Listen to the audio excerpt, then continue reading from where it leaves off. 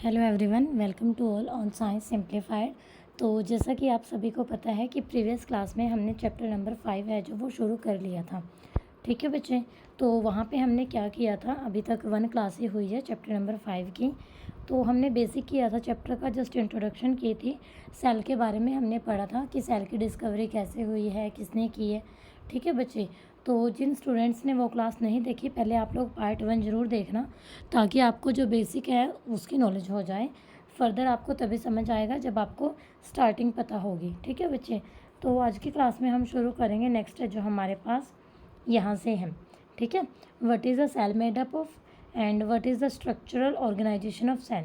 हमने बताना है यहाँ पे कि हमारे जो सेल हैं वो किससे मिलकर बनी होती हैं और जो स्ट्रक्चरल ऑर्गेनाइजेशन है, ठीक है, यानी कि जो उसकी स्ट्रक्चर है वो कैसे ऑर्गेनाइज होती है। ठीक है बच्चे, मीन्स उसके अंदर जो पार्ट हैं, कहाँ पे कौन सा पार्ट प्रेजेंट होता है, कौन कौन से पार्ट हैं, कितने पार्ट हैं, किसका क्या काम है, that is called structural organization. उसको क्या बोलते हैं? Structural organization. ठीक है बच्चे, तो यहाँ पे क्या है, देखो ऊपर हमने ये चीज़ पढ़ी थी कि जो सेल है उसके अंदर क्या होते हैं, कंपोनेंट्स होते हैं, और उन कंपोनेंट्स को हमने क्या बोला था? ऑर्गेनेल्स। क्या बोला था हमने उनको? ऑर्गेनेल्स। हमने ये बताना है कि जो ऑर्गेनेल्स हैं वो सेल के अंदर कैसे ऑर्गेनाइज हैं। ऑर्गेनाइज मतलब कि कहाँ पर कौन सा ऑर्गेनेल है जो वो प्रेजेंट है। ठीक है बच्चे, तो अगर हम सेल को अंडर माइक्रोस्कोप देखते हैं तो हम उसकी फीचर्स देखते हैं, जिसमें 3 फीचर हैं जो जहाँ मतलब ब्रॉड लेवल पर बताई जाती हैं यहाँ पे। तो वो क्या क्या होती हैं कि हर एक सेल में एक तो होता है प्लाज्मा मेम्ब्रेन, और सेकंड होता है न्यूक्लियस, एंड थर्ड होता है साइटोप्लाज्म। ठीक है, I am repeating again, plasma membrane, second is nucleus, and third is cytoplasm. यहाँ इसको आप लर्न कर सकते हो PNC। P से प्लाज्मा मेम्ब्रेन, N से न्यूक्लियस, एंड C से आपका साइटोप्लाज्म। अभी हमने क्या करना है, 1 बाय 1 इनके बारे में डिटेल से पढ़ना है। ठीक है, कि प्लाज्मा मेम्ब्रेन क्या होता है हमारे पास, इस तरह से ये सारी चीज़ें हैं जो हमने यहाँ पे देखनी। ठीक है बच्चे, तो देखो क्या है, जितनी भी एक्टिविटीज़ होती हैं इनसाइड द सेल, सेल के अंदर जितनी भी एक्टिविटी होती हैं और जो इंट्रैक्शन होती है सेल की एनवायरनमेंट के साथ, तो वो पॉसिबल सिर्फ और सिर्फ इन्हीं तीनों फीचर की वजह से हैं कि हर एक सेल के पास ये तीनों हैं, तभी सभी एक्टिविटी हैं जो वो पॉसिबल हैं। तो हमने देखना है कैसे होता है। देखो, तो फर्स्ट है हमारे पास प्लाज्मा मेम्ब्रेन और सेल मेम्ब्रेन। ठीक है, तो आपके पास सेल मेम्ब्रेन लिखा आ जाए या फिर प्लाज्मा मेम्ब्रेन लिखा आ जाए तो मीनिंग दोनों का हमारे पास सेम ही रहेगा। ठीक है जी, तो देखो ये हमारे पास आउटर मोस्ट कवरिंग होती है सेल की, जो क्या करती है, सेल के अंदर जो भी कंटेंट है, कंटेंट मतलब उसके अंदर जो भी मटेरियल है जिससे वो मिलकर बनी है, फ्रॉम इट्स एक्सटर्नल एनवायरनमेंट। ठीक है, जो बाहर का एनवायरनमेंट है उससे इसको क्या करता है, सेपरेट करता है। क्या करता है वो? सेपरेट करता है। जैसे हमारे घर में एक मेन डोर होता है, एक हमारी गली है और एक हमारा अंदर का घर है, तो वो सेपरेशन वॉल होगी ना बीच में, जो वो हमारा मेन डोर है। इसी तरह से आउटर मोस्ट कवरिंग होती है प्लाज्मा मेम्ब्रेन, जो सेपरेट करती है कंटेंट ऑफ द सेल को, किससे? एक्सटर्नल एनवायरनमेंट से। जो प्लाज्मा मेम्ब्रेन है वो मतलब उसका काम क्या है? उसका काम है कि जितने भी मटेरियल होते हैं जो सेल के अंदर जाते हैं या फिर सेल से बाहर जाते हैं, उनको अलाउ करना, उनको परमिशन देना। ठीक है, कि उनको अंदर जाने देना है या फिर नहीं जाने देना। सिलेक्ट करते हैं कि किसको अंदर जाने देना, किसको बाहर जाने देना है। ठीक है बच्चे, तो ये जो अलाउ है या फिर ये जो परमिट होना है, एंट्री या फिर एग्जिट है जो मटेरियल्स की, सेल के अंदर और बाहर क्या क्या आ जा सकते हैं, तो वो काम भी किसका होता है? प्लाज्मा मेम्ब्रेन का। Okay, it also prevent movement of some other material. तो अगर ये एंट्री के लिए परमिशन देती है तो ये क्या करती है, कुछ मटेरियल को रोक भी देती है। ठीक है, जो मटेरियल सेल के लिए ठीक नहीं है ना, इनसाइड या फिर आउटसाइड जाना उनका, तो ये उनको प्रिवेंट भी करती है, यानी कि ये उनको रोक भी देती है। The cell membrane therefore is called a selectively permeable membrane. तो इसीलिए जो सेल मेम्ब्रेन है इसको क्या बोला जाता है? Selectively permeable membrane. क्या बोला जाता है बच्चे इसको? Selective permeable membrane. ठीक है जी, यानी कि ये सिलेक्ट करती है और फिर उसको परमिशन देती है। तो ऐसी मेम्ब्रेन जो सिलेक्ट करके परमिशन देती है, परमिएबल। ठीक है, इसीलिए इसको बोलते हैं सिलेक्टिव परमिएबल मेम्ब्रेन। याद करने का तरीका बता रही हूँ मैं आपको ये। ठीक है, उसके बाद है हमारे पास how does the movement of substance take place into the cell. अब हमने ये तो बोल दिया कि सेल के अंदर जाते हैं, बाहर आते हैं, लेकिन वो मूवमेंट होती कैसे है, ठीक है, ये चीज़ देखनी है हमने कि वो मूवमेंट होती कैसे है। क्या वहाँ कोई जैसे पर्टिकुलर कोई गेट होता है, या फिर वहाँ कोई इलेक्ट्रिक करंट होता है, कुछ ना कुछ तो होता ही होगा ना उसके अंदर और बाहर जाने के लिए भी। तो ये सब्सटेंस कैसे मूव आउट होते हैं सेल से, तो देखो क्या है, some substances like carbon dioxide और oxygen can move across the cell membrane by a process called diffusion. तो डिफ्यूज़न वर्ड नया तो नहीं है ना आपके लिए, पिछली क्लास में हमने डिफ्यूज़न वर्ड पढ़ा था, मतलब पिछले चैप्टर में, सॉरी, ठीक है, पिछले चैप्टर में डिफ्यूज़न वर्ड ऑलरेडी आ चुका है आपके पास। इसमें मूवमेंट होती है सब्सटेंस की high concentration to low concentration. जैसे हम पानी को मतलब ऊंचाई से छोड़ दें, वो अपने आप नीचे जाएगा ना, तो ये होता है डिफ्यूज़न होना, मूवमेंट होना, हाई टू लो कंसंट्रेशन, ठीक है। तो यहाँ पे ये क्या बता रहा है, ये बोल रहा है कि जैसे कार्बन डाइऑक्साइड है या फिर ऑक्सीजन है, ठीक है, वो सेल मेम्ब्रेन के अक्रॉस क्या करते हैं, मूव करते हैं। कौन सी प्रोसेस से करते हैं वो, डिफ्यूज़न से। कौन सी प्रोसेस से करते हैं बच्चे, डिफ्यूज़न से, उसका नाम क्या है, डिफ्यूज़न। तो आपको एक तो पता लग गया, किसके बारे में पता लग गया आपको, गैसेस के बारे में, कार्बन डाइऑक्साइड एंड ऑक्सीजन के बारे में, कि वो कैसे मूव करती हैं, ठीक है बच्चे। उसके बाद है we have studied the process, ये तो मैं आपको ऑलरेडी डिस्कस कर चुकी हूँ। इसी तरह something similar to this happen, यानी कि कुछ इसी तरह से सेल में क्या होता है कि जब सब्सटेंस लाइक कार्बन डाइऑक्साइड, वो वेस्ट भी तो होता है ना सभी के अंदर, एक्सक्रीट भी तो होना होता है, बॉडी से बाहर भी तो निकलना होता है। जैसे आप लोग भी कुछ खाते पीते हो, किडनी के थ्रू, यूरिन के थ्रू एक्सक्रीशन होता है, तो इसी तरह सेल में भी सेलुलर वेस्ट होता है, ठीक है, और उसको भी एक्सक्रीट आउट करना होता है सेल से। तो वो इकट्ठा होता रहता है सेल के अंदर, जब वो काफ़ी ज़्यादा इकट्ठा हो जाता है, इसने ये लाइन लिखी है ना, accumulate in high concentration inside the cell, ठीक है। In the cells external environment the concentration of CO2 is low as compare to that inside the cell. तो देखो बच्चे, ये यहाँ पर सिर्फ एक बात बोल रहा है कि जो सेल के अंदर है वहाँ पे तो क्या है कि जो CO2 है वो क्या है, एक सेलुलर वेस्ट है, और उसको सेल ने बाहर निकालना है। तो अंदर वो काफ़ी ज़्यादा इकट्ठा हो जाता है, बाहर वो काफ़ी कम रह जाता है। जब उनके बीच में कंसंट्रेशन का डिफरेंस आ जाएगा ना, इनसाइड और आउटसाइड का, जो रिक्वायर्ड है मूव करने के लिए, तभी क्या होता है, जो CO2 होता है मूव आउट होता है सेल से, ठीक है। मूव आउट क्यों हुआ, क्योंकि अंदर जो CO2 था वो ज़्यादा था, बाहर जो CO2 है वो क्या है, कम है।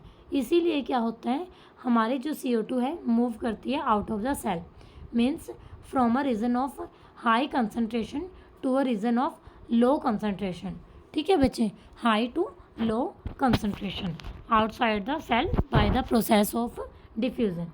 सिमिलरली, यानी कि इसी तरीके से क्या होता है, O2 enters the cell by the process of diffusion. अब जैसे CO2 बाहर निकली है, इसी तरह से O2 है जो, वो क्या होगी, अंदर जाएगी, सेल को ज़रूरत है ना उसकी, ऑक्सीजन की तो ज़रूरत है ना सेल को, ठीक है।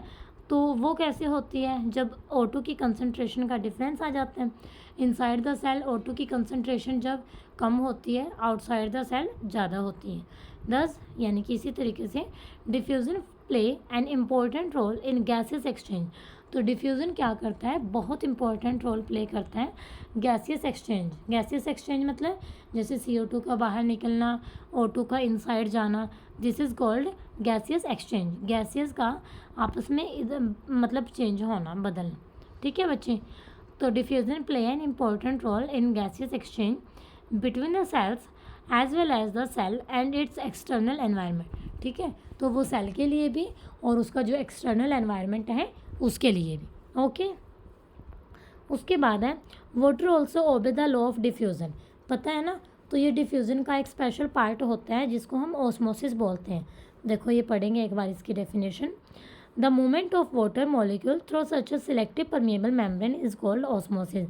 जब वाटर के मॉलिक्यूल्स की मूवमेंट होती है, ठीक है बच्चे, और वो कैसे होती है, जो मूवमेंट होती है उसकी सिलेक्टिव परमिएबल मेम्ब्रेन से, तो इसको हम पर्टिकुलर क्या नाम देते हैं, ओस्मोसिस, ठीक है, ओस्मोसिस, ठीक है। वाटर के मॉलिक्यूल की मूवमेंट होना। आप सभी के घर में RO है ना, आरओ सभी ने सुना होगा, फिल्टर्ड वाटर आप पीते हो। तो आरओ की फुल फॉर्म क्या होती है? रिवर्स ऑस्मोसिस, यानी कि उसमें ऑस्मोसिस की प्रोसेस होती है लेकिन रिवर्स तरीके से होती है, तभी वो आपका पानी है जो फिल्टर आउट होकर बाहर निकलता है। तो ये वही ऑस्मोसिस वही प्रोसेस है, यानी कि वाटर मॉलिक्यूल की मूवमेंट वाला। ठीक है, वहाँ पे भी एक मेम्ब्रेन लगी होती है, परमिएबल मेम्ब्रेन। ठीक है बच्चे, उसके बाद अब देखो वाटर की कंसंट्रेशन के बेस पे हम इसको आगे पढ़ेंगे। जो मूवमेंट होती है वाटर की across the plasma membrane is also affected by the amount of substance dissolve in water. ठीक है, तो ये भी डिपेंड करता है कि वाटर के अंदर सब्सटेंस कितने डिजोल्व हैं, वो कम डिजोल्व हैं, ज़्यादा डिजोल्व हैं, कौन सा सब्सटेंस डिजोल्व है। ठीक है बच्चे, दस ऑस्मोसिस इज द, तो ऑस्मोसिस क्या है? Net diffusion of water across selective permeable membrane. ठीक है बच्चे, तो यहाँ पे हमारे पास क्या होता है, जो हमारे पास ऑस्मोसिस होता है, एक नेट डिफ्यूजन होता है वाटर का across selective permeable membrane. Okay, उसके बाद है हमारे पास what will happen if we put an animal cell और a plant cell into a solution of sugar और सॉल्ट इन वाटर। तो क्या होगा, हम एक मतलब जैसे एनिमल सेल भी होती है, प्लांट सेल भी होती है, उनको अगर ये या तो शुगर का सॉल्यूशन है कि हमने उस वाटर के अंदर शुगर ऐड कर रखी है, या फिर वो सॉल्ट है हमारे पास वाटर के अंदर, तो उनके अंदर अगर हम इनको डाल देते हैं तो क्या होता है? तो 3 पॉसिबिलिटी होती हैं बच्चे वहाँ पे। देखो क्या क्या चांस होते हैं। फर्स्ट जो है हमारे पास वो क्या है, if the medium surrounding the cell has a higher water concentration, यानी कि जो मीडियम है जो सेल को सराउंड करता है, जो बाहर का एनवायरनमेंट है, अगर उसमें वाटर की कंसंट्रेशन ज़्यादा है, ठीक है, सेल की कंसंट्रेशन से एक तो सेल के अंदर वाटर है, एक सेल के बाहर, अगर सेल के बाहर वाला वाटर सेल के अंदर वाले वाटर से ज़्यादा है, ठीक है बच्चे, बाहर वाला ज़्यादा है मतलब क्या है, फिर आउटसाइड सॉल्यूशन है जो वो आपका क्या है, वेरी डाइल्यूट है। ठीक, the cell will gain water by osmosis, तो जो सेल होगी आपकी वो वाटर गेन करेगी, कैसे गेन करेगी वो वाटर को? बाय ऑस्मोसिस, क्योंकि बाहर वाटर ज़्यादा है ना, ऑस्मोसिस यानी कि वाटर के मॉलिक्यूल की मूवमेंट होगी। Such a solution is known as hypotonic solution. कौन सा होता है ये? हाइपोटोनिक सॉल्यूशन होता है। ठीक है, यानी कि जब आउटसाइड वाटर कंसंट्रेशन ज़्यादा होती है, इनसाइड कम होती है, तो that is called, after that osmosis take place, net diffusion take place, and this is called hypotonic solution। इसको हम क्या बोलते हैं बच्चे? hypotonic solution। ओके, देखो क्या है फिर, water molecule are free to pass across the cell membrane. जो वाटर के मॉलिक्यूल होते हैं वो फ्री होते हैं पास करने के लिए, कहाँ से? सेल मेम्ब्रेन से। ठीक है बच्चे, इन बोथ डायरेक्शंस, दोनों ही डायरेक्शंस में। In but more water will come into the cell than will leave, तो अंदर से बाहर जाने के बजाय बाहर से अंदर ज़्यादा पानी आएगा। क्यों? क्योंकि बाहर कंसंट्रेशन ज़्यादा है, और वाटर कैसे मूव करता है? Higher concentration to low concentration, higher concentration to low concentration. और जो नेट ओवरऑल रिजल्ट होता है कि वाटर है जो एंटर करेगा सेल में, और सेल है फिर वहाँ से क्या हो जाएगी? स्वेलअप। सेल क्या हो जाएगी बच्चे? वहाँ से स्वेलअप, यानी कि सेल है जो वो फूल जाएगी। ठीक है, स्वेलअप होने का मीनिंग क्या है? फूलना। स्वेलअप मतलब फूलना। ओके, उसके बाद है सेकंड हमारे पास, इफ़ द मीडियम हैज़, जो मीडियम है exactly the same water concentration as the cell, cell के अंदर और सेल के बाहर वाटर की कंसंट्रेशन है जो वो हमारे पास क्या है? सेम है। There will be no net movement of water across the cell membrane, तो जब अंदर और बाहर हमारे पास सेम ही है तो वहाँ पे क्या होगा? कोई भी जो वाटर है ना तो इनसाइड टू आउटसाइड मूव करेगा, ना ही वो आउटसाइड टू इनसाइड मूव करेगा। तो वहाँ पे हमारे पास क्या होगा बच्चे? उस केस में कोई मूवमेंट नहीं होगी, और उस सॉल्यूशन को हम क्या बोलते हैं? That is called isotonic solution. उसको क्या बोलते हैं हम? Isotonic solution. Isotonic solution, iso mean same हो गया फिर वो। ठीक है, हाइपो वहाँ पे था क्योंकि वहाँ पे ज़्यादा थी आउटसाइड में। उसके बाद है जो वाटर होता है across the cell membrane, water across the cell membrane in both the directions. ठीक है।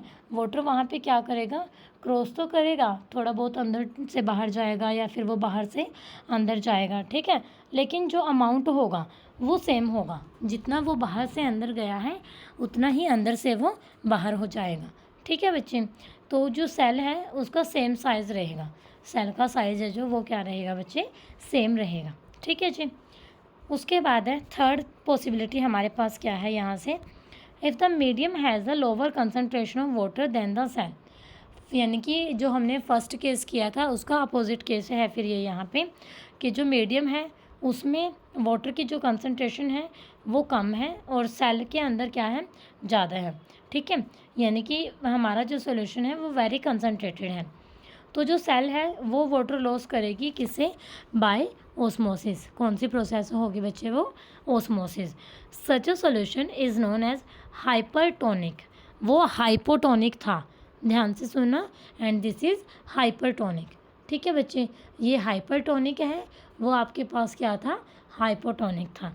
तो जब सेल के अंदर वाटर की कंसनट्रेशन ज़्यादा है सेल के बाहर से, तो इसको हम बोलते हैं हाइपरटोनिक। तो फिर वाटर कैसे क्रॉस करेगा सेल को, वो बोथ डायरेक्शन में मूव करेगा, लेकिन more water leave the cell, क्योंकि inside the cell concentration is more, inside the cell concentration आपकी क्या है, ज़्यादा है, ठीक है बच्चे। Therefore the cell will shrink, cell है जो आपकी वो क्या करेगी, श्रिंक करेगी। श्रिंक यानी कि सिकुड़ जाएगी। वहाँ पे स्वेलअप था ना, यानी कि वो फूल रही थी, और यहाँ पे क्या करेगी, वो श्रिंक करेगी। दस इस तरह से ऑस्मोसिस क्या है हमारे पास, स्पेशल केस है किसका, डिफ्यूज़न का, जहाँ पे सिलेक्टिव परमेबियल मेम्ब्रेन लगी हुई है और वाटर है जो वो क्या करता है, मूव करता है। अब यहाँ पे ना बहुत अच्छी एक्टिविटी है आगे, ये एक्टिविटी मतलब इम्पोर्टेंट भी है और इंटरेस्टेड भी है, ठीक है। ऑस्मोसिस एक तो एग के साथ दिखाएंगे ये, और ऑस्मोसिस फिर रेजिन्स के साथ बताएंगे, ठीक है। और मैं ट्राई भी करूँगी इनमें से कोई एक एक्टिविटी आपको प्रैक्टिकल करके भी दिखाऊं, ताकि फिर आपको भी वो करनी आए, ठीक है बच्चे। ये मेरी ट्राई रहती है कि मैक्सिमम जो एक्सपेरिमेंट घर पे ट्राई किए जा सके एक बारी मैं आपको वो परफॉर्म करके दिखाऊं, ठीक है, ताकि आपको थोड़ा सा आइडिया हो जाए कि वो कैसे करना है। तो देखो ऑस्मोसिस विद एन एग क्या होता है, remove the shell of an egg by dissolving it in dilute hydrochloric acid. आपने क्या करना है, उसको एग को डिसॉल्व करके हाइड्रोक्लोरिक एसिड में जो उसकी शेल होती है आउटर लेयर उसको रिमूव करना है। शेल है जो वो मोस्टली क्या है, कैल्शियम कार्बोनेट है। अब जो थिन आउटर स्किन होती है उसकी, वो सेल के एग को एनक्लोज कर रही है, ठीक है। Put the egg in pure water and observe after 5 minute. आपने क्या करना है, एग को प्योर वाटर में रखना है, ठीक है, और उसको क्या करना है आपने 5 मिनट बाद देखना है। व्हाट डू वी ऑब्जर्व, वहाँ से हम क्या देखते हैं, ठीक है। तो जो एग होता है ना वो स्वेल हो जाता है, क्यों, क्योंकि वाटर उसमें पास करता है by the osmosis process, osmosis process, क्योंकि मीडियम में आपके यहाँ कंसनट्रेशन ज़्यादा है इनसाइड द सेल की बजाय, तो वाटर की मूवमेंट कैसे हुई, मीडियम टू सेल, ठीक है। Place a similar deshelled egg in a concentrated salt solution, ऐसे ही है ना, शेल रिमूव किया हुआ जो एग है उसको आपने रखना है, किस में रखना है, अब साल्ट सोल्यूशन लेना है, वो तो हमने बताया था वहाँ पे, तो हाइड्रोक्लोरिक एसिड में वो करके, ठीक है, और उसको प्योर वाटर में रखना था हमने। यहाँ पे आपने क्या लेना है, सॉल्ट सोल्यूशन, और फिर उसको आपने ऑब्जर्व करना है 5 मिनट के लिए। वहाँ से एग है जो श्रिंक हो जाएगा, एग क्या होगा, श्रिंक हो जाएगा, क्योंकि इस केस में क्या होगा, इनसाइड द सेल जो कंसनट्रेशन है वाटर की वो क्या है, ज़्यादा है, और मीडियम में क्या है, कम है। तो उसकी मूवमेंट कैसे होगी, इनसाइड टू आउटसाइड, कैसे होगी मूवमेंट, इनसाइड टू आउटसाइड, ठीक है बच्चे। Water passes out of the egg solutions into the salt solution because the salt solution is more concentrated। तो ये रीज़न होता है क्योंकि सॉल्ट सोल्यूशन है जो आपका वो क्या होता है, मोर कंसनट्रेटेड होता है, ओके जी। नेक्स्ट है हमारे पास, we can also try a similar activity with dry raisin और एप्रिकॉट्स, ठीक है। रेजिन सुना है घर में, वो किशमिश टाइप होता है, किशमिश ही होता है, दाख बोलते हैं जिसको कई जगह पे, तो ये यूज़ करते हैं, ठीक है। और मैंने तो देखा है घर पे हलवा वगैरह बनाते हैं तो उसको पहले पानी में भिगो देते हैं, तो वो इसलिए भिगोते हैं ताकि वो फूल जाए, ठीक है, वो अपने नॉर्मल साइज़ से और थोड़ी बड़ी हो जाए, और वो फूल भी जाती है, वो ऑस्मोसिस से ही होता है, ठीक है। बाहर आउटसाइड द सेल ज़्यादा वाटर होता है, इनसाइड कम होता है, तो वाटर मूव करता है मीडियम टू द सेल और वो स्वेलअप हो जाती है। दूसरा फिर ये बोल देगा सॉल्ट या शुगर का सोल्यूशन लेके करो।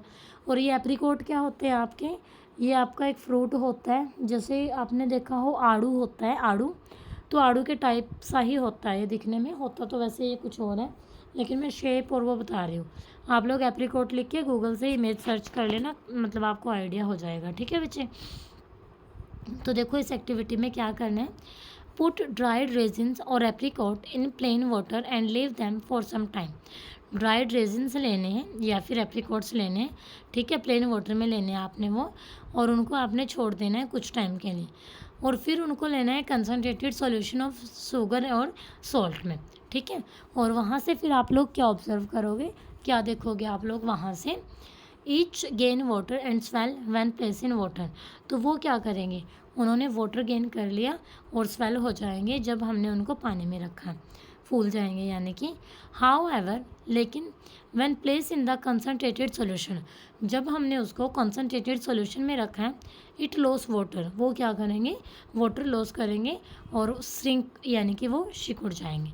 ठीक है बच्चे, मतलब यहाँ से क्या है देखो, जो यूनिसेलुलर फ्रेश वाटर ऑर्गेनिजम्स हैं या फिर ज़्यादातर जो प्लांट सेल हैं, वो क्या करती हैं, वाटर गेन करने की कोशिश करती हैं ऑस्मोसिस के प्रोसेस से। ठीक है, और वो कैसे होता है, absorptions of water by plants roots. ये भी तो देखा है ना हमने, जो रूट होती हैं प्लांट की वाटर को अब्जॉर्ब करती हैं, तो ये भी किसका एग्जाम्पल है, ये भी ऑस्मोसिस का एग्जाम्पल है, क्योंकि ऑस्मोसिस का बस मीनिंग ही यही है ना, मूवमेंट ऑफ वाटर। ठीक है, तो दस इस तरह से diffusion is an important in exchange of gases and water in the life of cell. ठीक है, तो जो सेल की लाइफ होती है उसके अंदर डिफ्यूज़न है जो बहुत इम्पोर्टेंट होता है।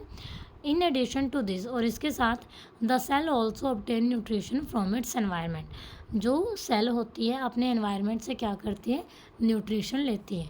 ठीक है, यानी कि न्यूट्रिशन का मीनिंग क्या है, प्रॉपर न्यूट्रिएंट लेती है जो सेल को रिक्वायर्ड होते हैं अपनी ग्रोथ के लिए। ठीक है बच्चे, नेक्स्ट है different molecule move in and out of the cell through a type of transport require use of energy. तो अलग अलग जो मॉलिक्यूल हैं अंदर और बाहर वो जो मूव करते हैं सेल के, ठीक है, ट्रांसपोर्ट की वहाँ ज़रूरत होती है, और वो क्यों होती है, वो क्योंकि एनर्जी का यूज़ करते हैं वहाँ पे। ओके, उसके बाद है हमारे पास जो प्लाज्मा मेम्ब्रेन है, ये फ्लेक्सिबल होता है और ये ऑर्गेनिक मॉलिक्यूल्स का बना होता है। कौन से मॉलिक्यूल्स का, लिपिड एंड प्रोटीन। ठीक है, तो लिपिड एंड प्रोटीन नेम याद रखने हैं बच्चे आपने, प्लाज्मा मेम्ब्रेन है जो इनका बना होता है। However, we can observe the structure of the plasma membrane only through an electron microscope. तो हम क्या करते हैं, जो स्ट्रक्चर होती है प्लाज्मा मेम्ब्रेन की, उसको एक सिर्फ इलेक्ट्रॉन माइक्रोस्कोप से ही देख सकते हैं। ठीक है, जब हम सेल को ही माइक्रोस्कोप से देख सकते हैं, फिर जो सेल की फीचर है यानी कि सेल के जो फर्दर ऑर्गेनल हैं, फिर वो तो ऑब्वियस सी बात है ना, वो भी तो माइक्रोस्कोप से दिखेंगे। लेकिन जैसे बताया था पीछे कि सेल को देखने के लिए कंपाउंड माइक्रोस्कोप का हम यूज़ करते हैं, बट यहाँ पे हम किसका यूज़ करेंगे, इलेक्ट्रॉन माइक्रोस्कोप का। जो फ्लेक्सिबिलिटी होती है सेल मेम्ब्रेन की, वो क्या होती है, also enables the cell to engulf in food. ठीक है, जो वो इतनी फ्लेक्सिबल होती हैं कि फूड को भी वो एंटर कर देती है इनसाइड, एंड अदर मटेरियल, और जो दूसरे मटेरियल हैं वो भी क्या करते हैं, इनसाइड द सेल मूव कर जाते हैं। Such process are known as endocytosis. ठीक है, ये जो होता है ना एनगल्फ इन फूड, और इसको हम क्या बोलते हैं, एंडोसाइटोसिस। अमीबा है जो अपना खाना इसी प्रोसेस से लेता है, कौन सी प्रोसेस से, एंडोसाइटोसिस, एंडोसाइटोसिस से। ठीक है बच्चे, उसके बाद हमारे पास नेक्स्ट है यहाँ से एक्टिविटी है, ये इलेक्ट्रॉन माइक्रोस्कोप से आपने स्कूल लाइब्रेरी में मतलब देख के कि है या नहीं है, ठीक है, इंटरनेट वगैरह पे देख लेनी है। ये है कि how do substance like CO2 and water move in and out of cell. Diffusion की प्रोसेस जो ऊपर अभी हमने पढ़ा था वही बता देना है, और वाटर वाले में आपने ऑस्मोसिस वाला लिख देना है कॉन्सेप्ट। ठीक है बच्चे, उसके बाद है हमारे पास why is the plasma membrane called a selective permeable membrane. ये क्योंकि प्लाज्मा मेम्ब्रेन क्या करता है, कुछ सब्सटेंस की मूवमेंट को अलाउ करता है, परमिट करता है, लेकिन which are not required for the cell और for the medium, then it will prevent the movement of that type of substance. ठीक है, उनकी सब्सटेंस की मूवमेंट को प्रिवेंट कर देता है, ये रोक देता है। इसीलिए प्लाज्मा मेम्ब्रेन को क्या बोला जाता है? Selective permeable membrane. ओके जी। नेक्स्ट है हमारे पास सेल वॉल। ठीक है, सेल वॉल का कंसेप्ट कर लेते हैं हम। बस सेल वॉल तक कर लेते हैं, नहीं तो फिर ज़्यादा हो जाएगा, न्यूक्लियस का तो थोड़ा लेंथी होता है ना। आज सेल वॉल और कर लेते हैं। ऐसे तो थोड़ा चैप्टर भी तो कंप्लीट करना है बच्चे, ऐसे तो नहीं, कई क्लास हो जाएंगी, तो थोड़ा सा कंसंट्रेशन बना के रखा करो, इंटरेस्टेड है सब कुछ बहुत। तो देखो क्या है, plant cells in addition to the plasma membrane. जो प्लांट सेल होती है ना, उनमें प्लाज्मा मेम्ब्रेन तो होता ही है, लेकिन एक और रिजिड आउटर कवरिंग होती है जिसको हम क्या बोलते हैं? Cell wall. क्या बोलते हैं? Cell wall. यानी कि प्लाज्मा मेम्ब्रेन के बाहर की साइड क्या होती है? सेल वॉल होती है। ठीक है बच्चे। The plant cell wall is mainly composed of cellulose. जो प्लांट की सेल वॉल होती है किससे मिलकर बनी होती है? सेलुलोज से। किससे मिलकर बनी होती है? सेलुलोज से। क्योंकि जो सेलुलोज का मेन काम क्या है? प्लांट को स्ट्रेंथ देना।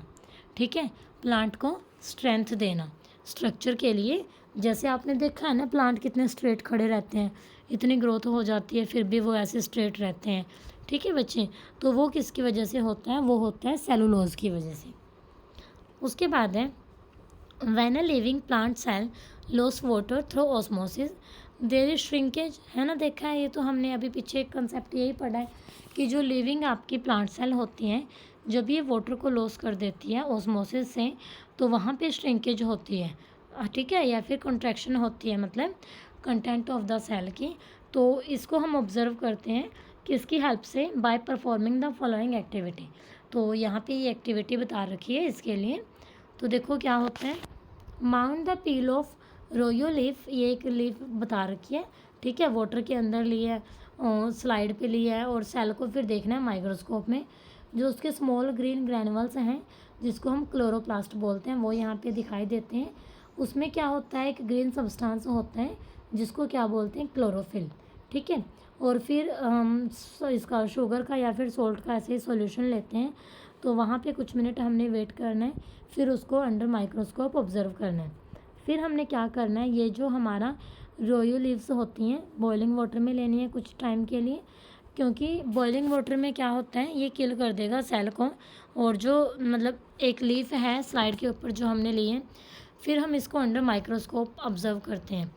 वहाँ पे फिर से शुगर और सॉल्ट का सॉल्यूशन लेते हैं, कुछ टाइम के लिए वेट करना है, और फिर हमने देखना है वहाँ पे क्या होता है? प्लाज्मोलिसिस। ठीक है बच्चे, तो देखो ये समझते हैं कि यहाँ पे कॉन्सेप्ट क्या बताना चाह रहा था। ये यहाँ पे बता रहा है कि इस एक्टिविटी से हमें क्या पता लगता है। यहाँ से हमें ये बात पता लगती है कि it appears that only living cell and not dead cell. Dead cell की हम बात नहीं कर रहे यहाँ पे, हम सिर्फ लिविंग सेल की बात कर रहे हैं।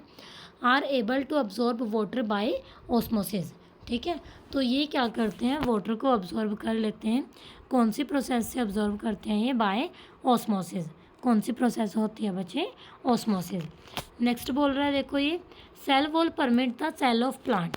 जो सेल वॉल होती है ना, ये प्लांट की सेल को भी परमिट करती है, परमिशन देती है फंजाई एंड बैक्टीरिया को भी to withstand every dilute hypotonic external media without bursting. ठीक है, तो जो सेल वॉल है ये क्या करती है? परमिट करती है सेल ऑफ प्लांट को, फंजाई को, बैक्टीरिया को। ठीक है, जो डाइल्यूट यानी कि हाइपोटोनिक जो सॉल्यूशन है एक्सटर्नल मीडियम में, उसको बस्ट किए बिना, ठीक है, यानी कि लॉस हुए बिना, इस मीडियम में जो सेल है वो क्या करती है? कोशिश करती है वाटर को टेकअप करने की, यानी कि वाटर को लेने की बाय ऑस्मोसिस। ऑस्मोसिस से वाटर अंदर गया, सेल वहाँ पे क्या होगी? स्वेलअप होगी, फूल जाएगी। Building a pressure against the cell wall. Cell wall के अगेंस्ट वहाँ पे प्रेशर बिल्ट हो जाएगा, बन जाएगा। और फिर क्या होगा? जो वॉल है एक्सर्ट करेगी इक्वल प्रेशर, क्योंकि एक तो वो स्वोलन सेल है और फिर ये है, तो प्रेशर इक्वल वो करेगी ना, वो एक्सर्ट करेगी। बिकॉज ऑफ देयर वॉल्स, उनकी वॉल्स होने की वजह से, such cells can withstand much greater changes in the surrounding medium than animal cell. ठीक है, तो ये जो सेल होती हैं इनमें ज़्यादा चेंज है जो वो देखे जाते हैं। ठीक है, सराउंडिंग मीडियम में किसके कंपैरिजन में ज़्यादा है? एनिमल सेल के कंपैरिजन्स में ज़्यादा है। ठीक है बच्चे, तो ये हमारा था सेल वॉल का कंसेप्ट। न्यूक्लियस का जो कंसेप्ट है ये हम नेक्स्ट क्लास में करेंगे, क्योंकि ये भी थोड़ा लेंथी कंसेप्ट है, ठीक है। तो आज की क्लास में हमने क्या क्या किया है, plasma membrane and cell wall, ठीक है बच्चे। तो मेन बात ये होती है कि क्लास जितनी हुई है वो सारी आपको समझ आनी चाहिए, ठीक है। ऐसे कोई मतलब भागने का फ़ायदा नहीं है, मैं करवाती रहूँगी और आपको समझ ना आए तो उस चीज़ का कोई फ़ायदा नहीं है। मेरा करवाने का फ़ायदा तभी है जब आप पूरी क्लास अच्छे से कंसंट्रेशन से देख पाते हो और आपको समझ आती है, ठीक है बच्चे। तो होप सो आज की क्लास आपको समझ आई होगी। किसी भी स्टूडेंट को कोई भी क्वेरी हो, कोई भी सजेशन हो, तो आप लोग कमेंट बॉक्स में कमेंट कर देना। I will try to solve your queries, okay. And second thing, अगर आपने चैनल को सब्सक्राइब नहीं किया तो सब्सक्राइब कर देना, क्योंकि विद इन सम डेज़ हम एक ना क्विज़ ऑर्गेनाइज़ करेंगे, लाइव होके करेंगे वो। मैक्सिमम मैं ट्राई करूँगी वो संडे को कर पाएँ, क्योंकि संडे को आप लोग घर पे होते हो, ठीक है बच्चे। तो क्विज़ में आप पार्टिसिपेट तभी कर पाओगे अगर आपने चैनल को सब्सक्राइब कर रखा है, okay ji. So thank you very much, stay connected with Science simplified.